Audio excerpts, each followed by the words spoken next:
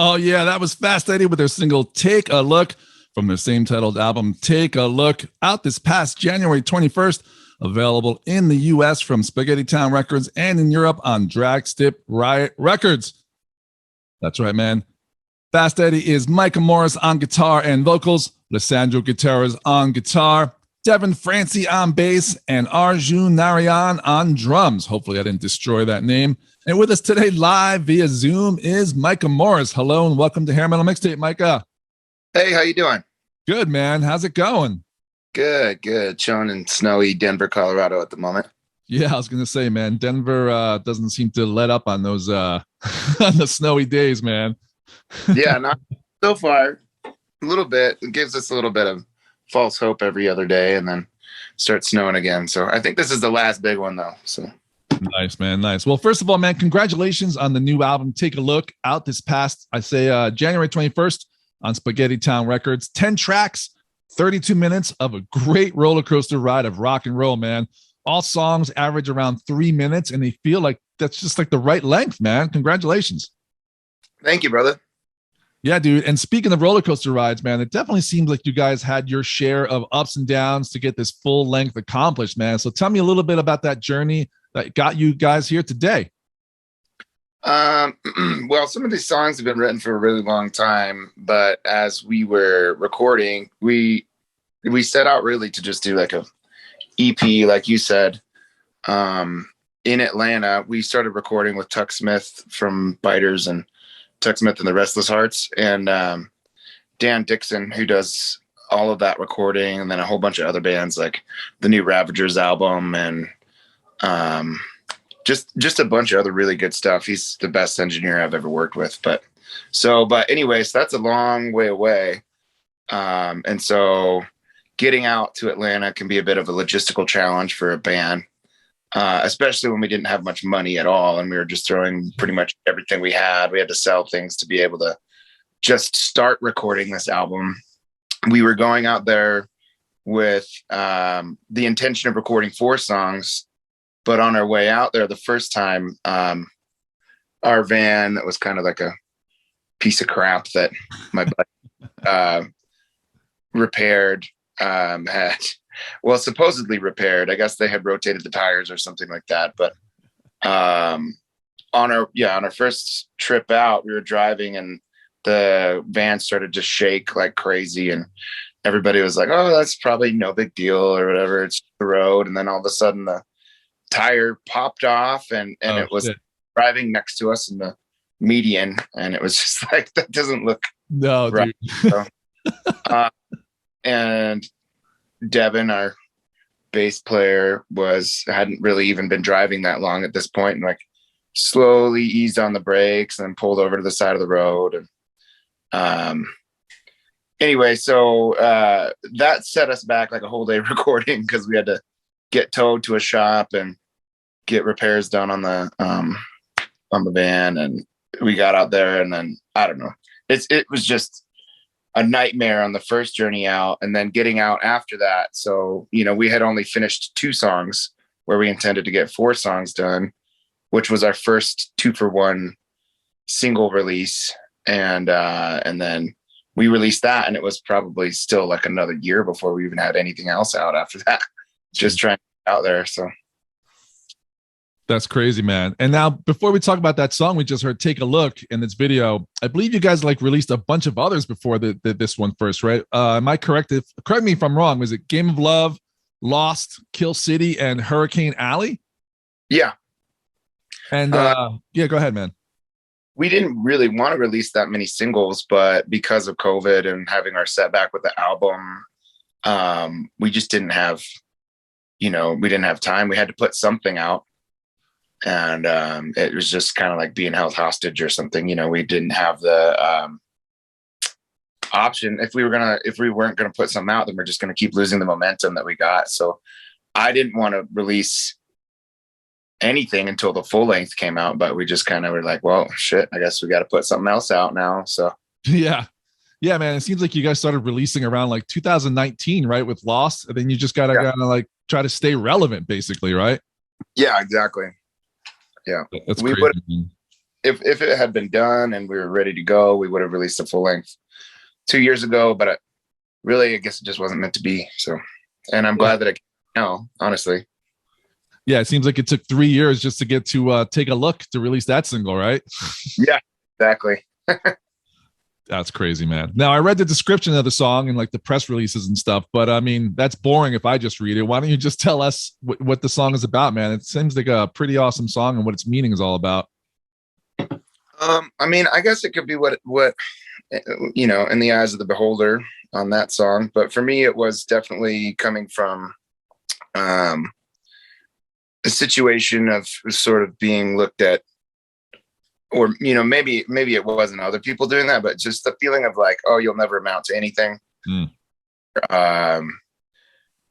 Like you've been kind of downtrodden with when it came to like romantic relationships or with other aspects of your life, or you feel kind of like on the dread like a outskirts of society or something. You're not like really connected with the world, and I feel like there's just been kind of that feeling of, I mean, I don't know, like when I was younger, when I first started trying to book shows in Denver, there was a booking agent that was like laughed at me when I tried to get a show at Lions Lair, which is like it's a pretty dingy rock and roll venue in Denver. But it was like, here I am now, and it's like, well, take a look at me now. Like you laughed at me before, but we never gave up, and we just kept moving forward. And even if it kind of took forever or took a lot out of us, we stuck with it, and I think for the better. Yeah, man, it only makes you stronger, right? Just like exactly. It hardens you. Exactly. Now you guys have a music video pretty much for all these releases, and this one's got a pretty kick-ass video, no pun intended, literally, right? But yeah, for the listeners who haven't seen it yet, man, tell me a little about that video, man, because like I can try to describe it, but I mean it's hilarious, but it's also serious in the same note, man. It's pretty much about what you described the song as, right? But now you guys put it to video. Yeah, so it's a weird story, actually. I used to go to this kung fu school several years ago. And the guy that runs the school is this Shaolin monk, and he was actually raised in the Shaolin temple. And there's only like a few of them in the country that actually teach Shaolin Kung Fu in the States. One of them lives in Brooklyn, I think. Awesome. Which is wild. And he grew up with him, so they all know each other. But so anyway, he runs a school out here, and I had this idea in my head for that song of basically just a kid going to school, getting bullied, kind of the underdog, downtrodden, doesn't really have any self-confidence, but these kids start attacking him violently and just harassing him, and eventually he kind of looks inward on himself, and it's like a Karate Kid storyline, plotline, like dead on. But he goes home and studies all this kung fu on his own, which it's campy because there's no way this kid could have like right. He like looks through the book really quick, right? He like goes, which is hilarious, dude. It's really good. Yeah, and he just puts his hands. All of a sudden, he's like, "Wow, I have skill." He's like watching kung fu films and then practicing, and then it's this kind of like 80s montage almost of him doing like kicks and stuff, and then at the very end he confronts these bullies and whoops all their asses. But the cool thing is these are all kids from that school, from the Shaolin Kung Fu school, and they're all actually badass like fighters, all of them. Like they can do like crazy somersaults and flips and kicks, and so it made for like a really cool action sequence that they all choreographed with their teacher, the Shifu. Yeah, that was great, man. Under that bridge, right? Or the overpass, whatever that was. Yeah, there was like an overpass, and there was some like graffiti with like a samurai chick. I don't know. It just really worked out. And I didn't, honestly, I had just asked that my Shifu if I could get some kids from the school to perform in the video. And I didn't know who I was going to get or whatever at all. And he was just like, okay, well, just here they are. And he doesn't speak much English. So they like showed up to meet me And like, I just randomly picked the lead just based off of his like personality. Turned out to be like he was like the shrimpiest of the dudes, but he was like the most badass one. And then so it's funny because everybody else was really excited to like get to beat him up in the video, because he actually beats him up like in real life all the time. Yeah. So, That's awesome, man. Did you come up with the concept for the video? What was that? Did you come up with the concept for the video? Yeah, I did. Yeah. That's awesome, man. I think I saw that you directed it too, right? Which is pretty awesome, right? Yeah.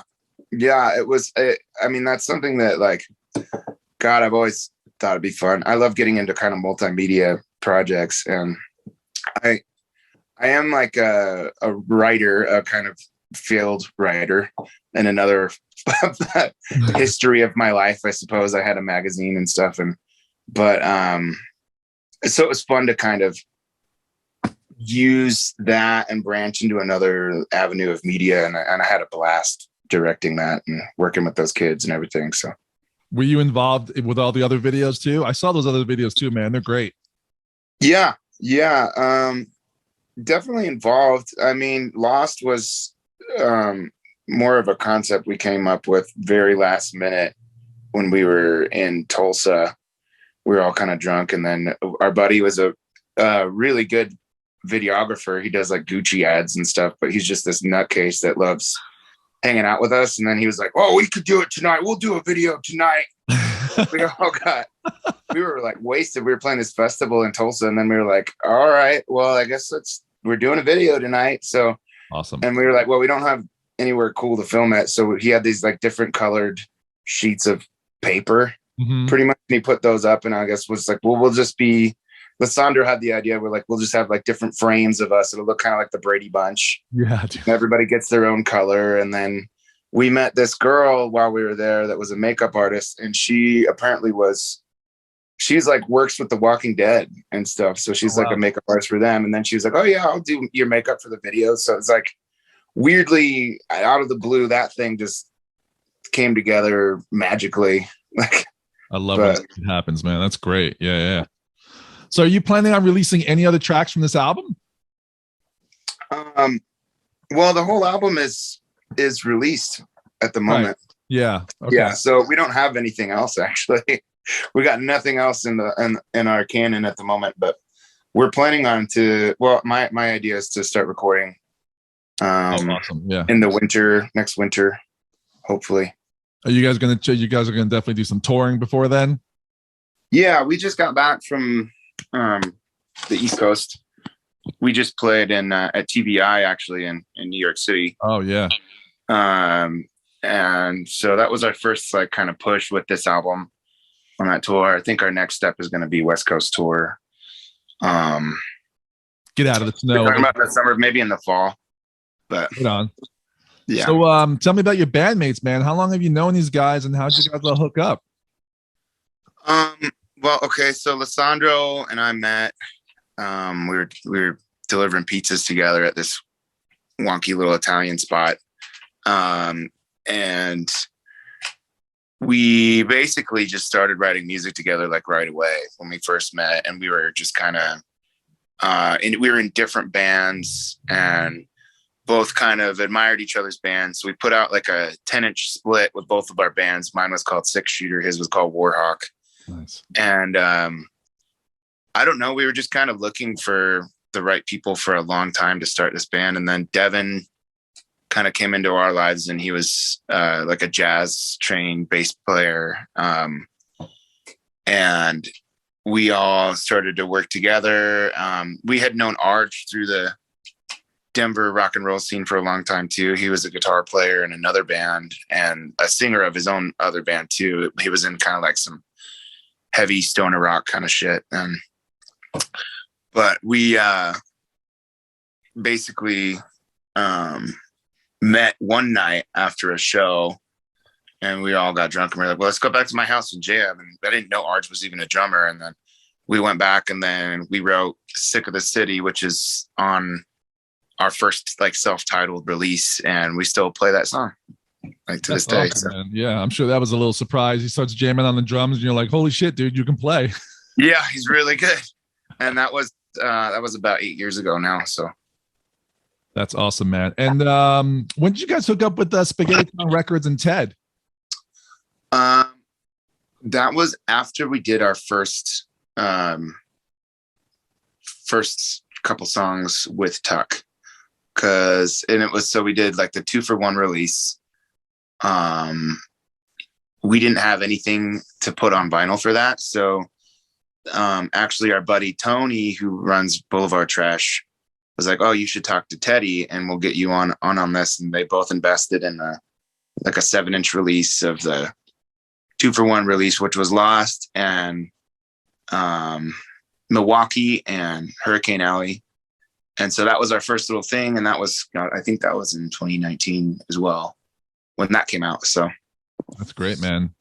What anything else I might have missed that you want to let the listeners know before we wrap this up? I don't know, man. I mean, stay tuned. Keep check out the video, check out our content, and keep an eye out. We'll be out touring here soon enough. Hopefully we can meet as many of you as we can and perform as many places as we can, and keep this 2-for-1 or keep our little take a look train rolling strong. So that's awesome, man. So the best place to find you guys is the website, YouTube, social media, all that stuff. Yeah, anywhere, Spotify. All that's good stuff for us. So awesome, man. Well, Micah, dude, it was a pleasure meeting you and getting to know Fast Eddy some more. I wish you and the band the best of luck, man, with his new album and everything in the future. And you guys are definitely welcome to come back anytime, man. Awesome, man. Appreciate the invite. No problem, dude. Take care and keep rocking. And hopefully I'll see you next time you guys come out east. Yeah, for sure, man. Awesome. Thanks, dude. Absolutely. Thanks. Take care. All right, guys, there you have it, man. Micah Morris, Denver Rockers, Fast Eddy. Be sure to pick up that new album. Take a look. Available everywhere, man, and on all platforms, digital and physical, guys. Such a good time.